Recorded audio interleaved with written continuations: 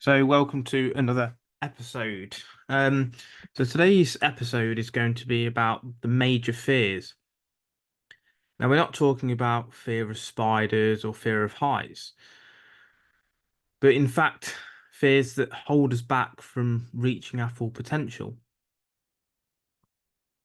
Although fears such as heights and dirt and spiders and snakes and things like that can have a hindrance on us, they don't have as much of a hindrance as the fears that we're going to discuss today. So obviously, there's probably more than this in essence, but there's 11 here that we're going to discuss. We're going to describe sort of what they are. It's pretty self-explanatory, really, in the sense of the fear itself explains what the fear is, but there will be a little bit of detail. Then we'll look at an example as to what that looks like in practice. And then we'll look at ways to fix that fear so that you can start fulfilling your potential. So the first one, most obvious one really, is the fear of failure. So we all have, just be sort of a quick caveat, as we all have all of these fears. We might not have it in every area of our life, but we will have it in maybe a specific area. And it's something that we need to deal with in order to move beyond obstacles. So yeah, the fear of failure is a sort of intense dread, isn't it? Of failing, of not meeting expectations, of not achieving goals, which often leads to avoidance of risks, of challenges, and anything really that's not easy to succeed at. Maybe it comes down to getting out of your comfort zone. If you're going to study something that you studied when you were 4 years old, you're 2 times table and you were given a test, you'd probably pass that. There wouldn't be any fear of failure there. The fear of failure comes from getting out your comfort zone and trying something difficult. So, an example may be that a student avoids enrolling in a course because it's a difficult one, and maybe they might not be able to get the grades and handle the workload, so they don't do it when it would be in their best interest to actually do the course. Maybe an entrepreneur or someone who wants to start a business doesn't start it because they think of all of the negatives and failures that may occur. They might lose money, they might lose their house, they might lose friends, etc., etc., etc. And you can see that that fear of failure has held both of those people back. The student could have got a degree, whether a degree or not is the best way to go move forward is irrelevant. They still would have had a degree, and even if the grades weren't as good as what they could have been, they're still better off than not having that. The entrepreneur, he thought of the failure and didn't undertake that business opportunity. And actually, even if it had failed, he would have come on the other side with more experience and a better man for it. We need to embrace struggle because that's what helps us to grow. So, ways you can fix fear of failure. Firstly, and probably the best way really for me is to understand that failure is not the inverse of success, but it's part of the success process.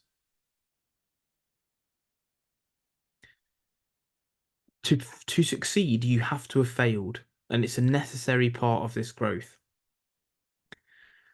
It's a stepping stone. You could also maybe set incremental goals. So break down big tasks into small ones. I mean, that's how I, write books and do podcasts.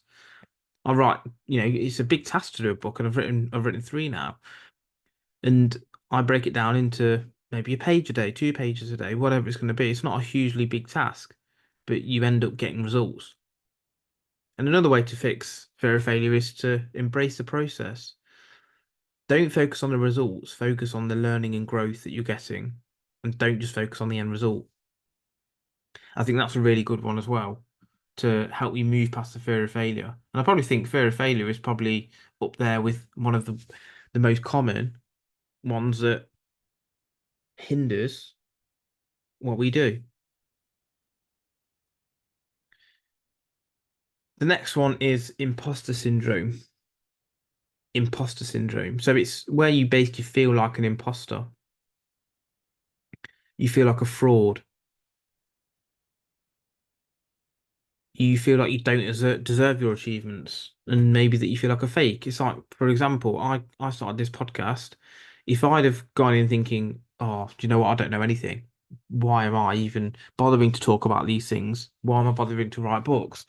If I felt that way, I would never have started it. Comes down to low self-esteem, I think, imposter syndrome, not valuing your own intelligence levels. I mean, the opposite of this is what's called a Dunning-Kruger effect. Instead of imposter syndrome, under-egging what you over-egg what you know. And what you'll generally tend to find is that more intelligent people suffer with imposter syndrome because they want perfection, and those maybe on the idiotic side think they know more than they do. Maybe we need a happy medium.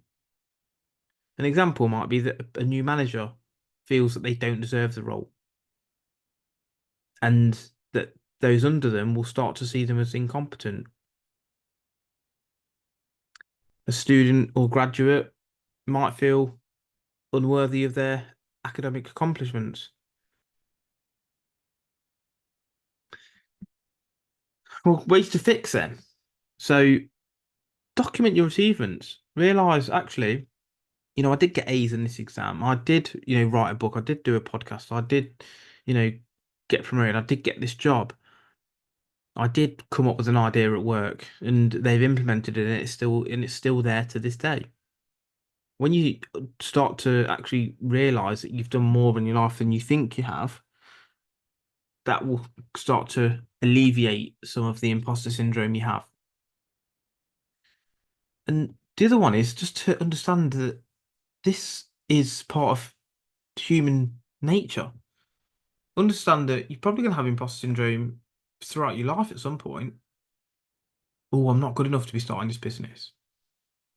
But understand it's common and it doesn't reflect your ability. Just understand that it's a way of your brain trying to protect you in some way.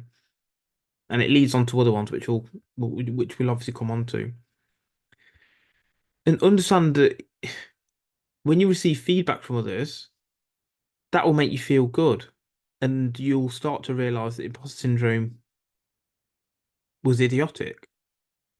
You might go into an MMA fight or something along those lines, feeling that you're not good enough, and you come out and you've won, and people start saying that you look really really good, etc.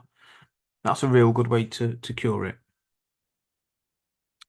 The next one is fear of rejection. This no it needs no introduction, does it? Is the anxiety of being dismissed or not accepted by others. Now, this can stop you forming relationships, applying for jobs, and pursuing opportunities. This is a big one. Example might be that a writer avoids submitting their manuscript because they fear it will get rejected, and they know that's going to hurt them. Another example might be, and this is the obvious one, isn't it? Approaching someone to ask them out, and you don't do it because you fear rejection. I mean, if you don't go up to them, it's 100% chance that you're not going to go out with them. But if you approach them, even if it's a 1% chance, it's still a better chance. So logically, fear of rejection holds you back significantly.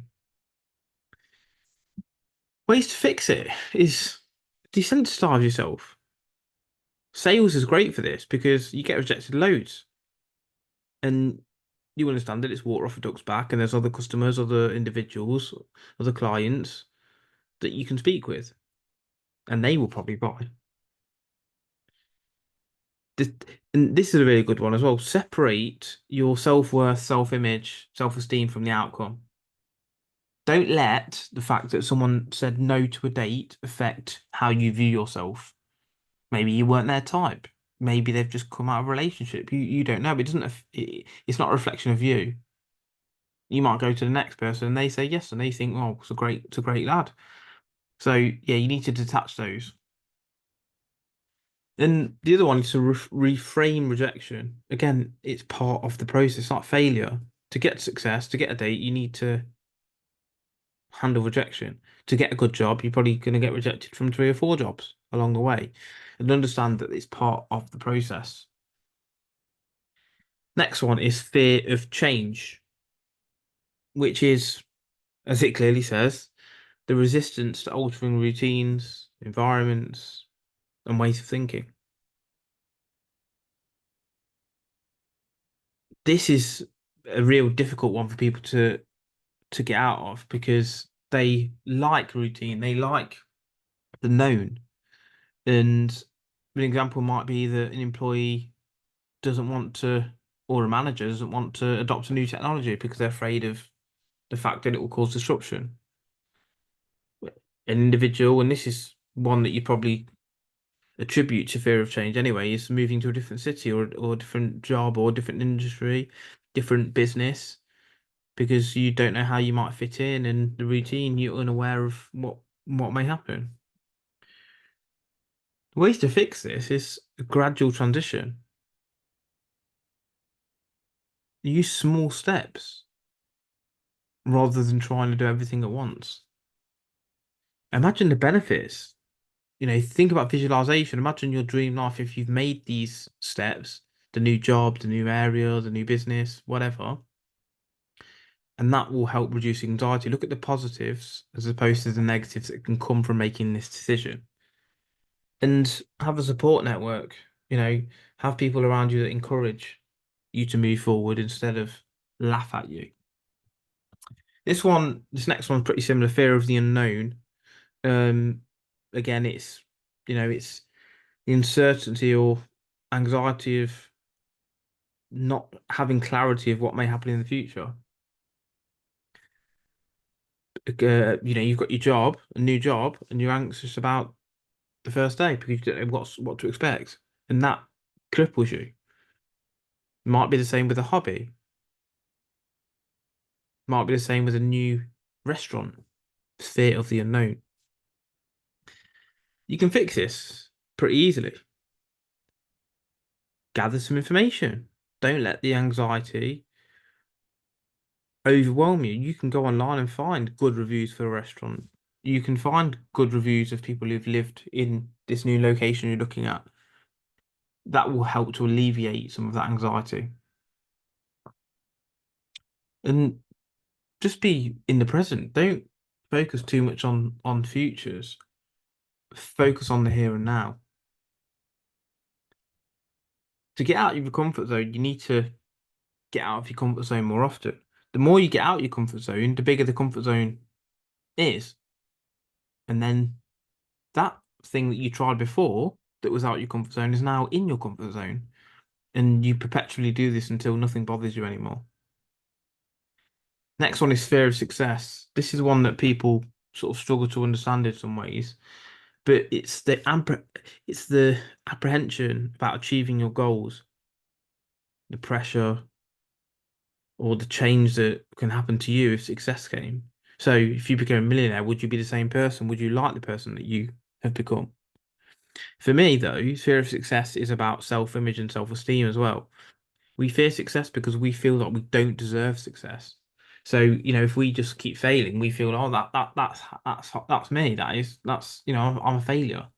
They can't see past the failure and see themselves as a success. So they can sometimes self-sabotage so they don't achieve success. So an example might be an artist rather, avoids showing their work because they fear that if it becomes successful, they might be overwhelmed. And as I said, they can't see themselves as a success. Procrastination on completing the project as well. That's sometimes where it can come from because they fear that success will lead to increased responsibility. Now, ways to fix this one are Define success yourself. What does success mean to you personally rather than what others say? That's again a lot of the intertwine with like other fears, so fear of judgment and things like that. Prepare for challenges that will come from success. As you become more successful, you might have people come to you and think that you owe them. You might attract more haters, more enemies, and security may need to increase.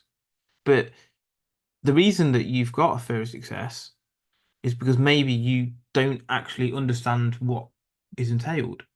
If you logically think, well, actually, yeah, if I'm successful, I would need more security and I need all these other bits and pieces. I need to be cleverer with my money and read people better because a lot of people will try and use me. Once you understand that beforehand, the fear of success should go. Problem is when you don't estimate these amounts right, that's when the fear of success can happen. Number seven is fear of loss. Fear of loss involves the anxiety, obviously, of losing something or someone or a relationship, possessions, status. And what happens is that you get into scarcity and you become overprotective of these things. You might be afraid to invest into a relationship because you fear the pain of loss if it ever happened. So you might think, well, actually, the pain of losing a dog is gonna be so bad, I don't want one. The fear of, losing a girlfriend is so bad, I don't even want to have one. That is a bad way to think. How can we fix this then? Well, understand and acknowledge that loss is inevitable. You will lose parents, you will lose siblings, you will lose money, you will lose opportunities, you will lose friends, you will lose girlfriends. That's part of life. Understand that when you lose in other areas, you might gain in others. That's important.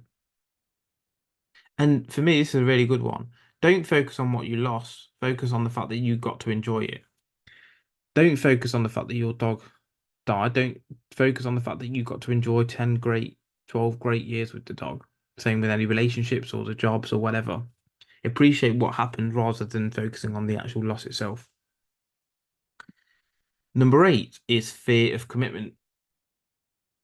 This is the reluctance to enter long-term obligations, could be relationships or business, long-term business opportunities, because you're afraid it could affect your freedom.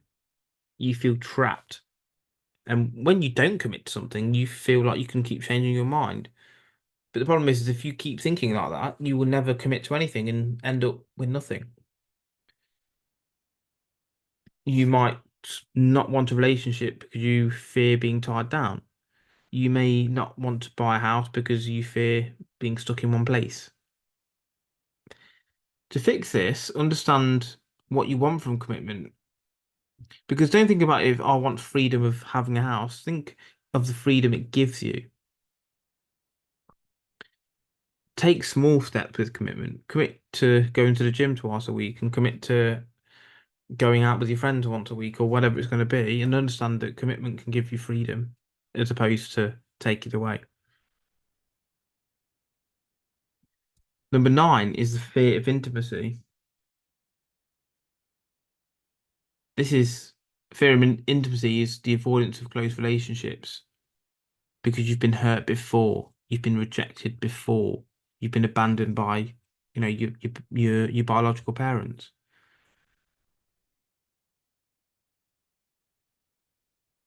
The problem is you're so afraid to get hurt that you don't put yourself in vulnerable positions.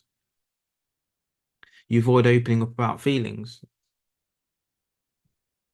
Now, the way to fix this is to build trust with others.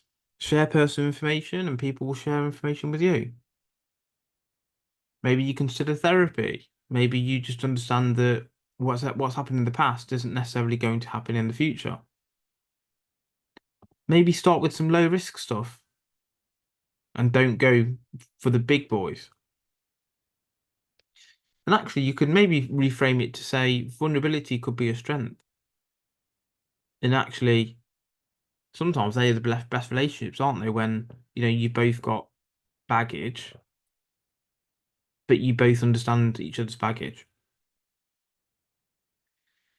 So number 10 is the penultimate one is fear of being judged. Fear of being judged. So this is you respect others' decision or opinions better than your own to an extent. You understand that people may criticize you or think poorly of you, and therefore you can maybe hold back your opinion, stop expressing yourselves, stop pursuing goals that people maybe laugh at. They might laugh at the fact that I've got a podcast or an Instagram channel or whatever else. If I cared more about other people judging me, I'd never do it. And if I never did it, then I couldn't see what could happen on the other side. You might avoid public speaking, you might refrain from pursuing your passion or whatever else you can think of in that regard. But it's you stop it. So you're stopping yourself doing something, not for any other reason as the fact that you might think people would judge you unfavorably, laugh at you, and that can be a bad thing. And finally, is the fear of inadequacy. So this is where you believe you're not good enough or capable enough to meet targets or expectations. This can cause self-doubt and actually makes you reluctant really to take on new challenges. So you might avoid responsibilities at work because you're not skilled to handle them. It's like imposter syndrome basically, but there is a few, as I said, very similar ones. You might not enter high level tournaments because you feel you aren't talented enough. You think, oh, I'm not on that level. That's the fear of inadequacy. Fix it. Shift your mindset from saying, well, actually, I need to be perfect to saying, well, actually, I'm just improving. List your past achievements again, strengths, and understand constructive criticism is good for you. So you can see there that there's 11 fears, and all of them hinder you. Start to identify which of those most affects you and think of ways and adopt ways to get rid of them. You will then achieve your full self, your full greatness, and be the man you're meant to be.